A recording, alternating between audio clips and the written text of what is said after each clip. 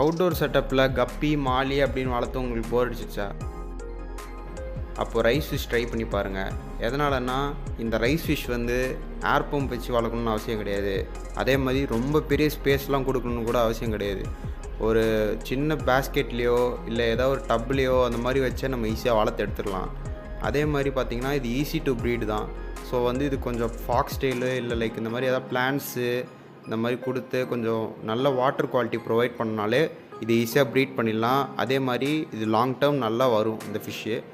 So இதில் பார்த்திங்கன்னா நிறைய கலர் பேட்டர்ன்ஸும் நிறைய வெரைட்டிஸுமே அவைலபிளாக இருக்குது மார்க்கெட்டில். லைக் கேலிக்கோ ரைஸ் ஃபிஷ், அப்புறம் வந்து platinum rice fish, orange rice fish, daisy rice fish, இந்த மாதிரி சொல்லிக்கிட்டே போகலாம்.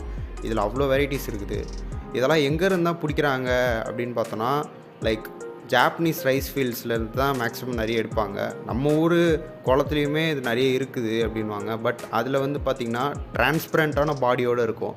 இதுவே அங்கேருந்து எடுக்கிறதெல்லாம் பார்த்திங்கன்னா ஒரு சில இதெல்லாம் கலரோடு இருக்கும். Like orange colour, platinum, white கலர்லலாம் இருக்கும். ஸோ அதனால் வந்து பார்த்திங்கன்னா ஜப்பான்லேருந்து பிடிச்சி இதை வந்து ப்ரீட் பண்ணி நிறைய இடத்துக்கு சேல்ஸ் பண்ணிருக்காங்க. நீங்களும் ஒரு வாட்டி இதை ட்ரை பண்ணி பாருங்கள். நல்ல ஒரு சூப்பரான ஃபிஷ்ஷாகவே இருக்கும்.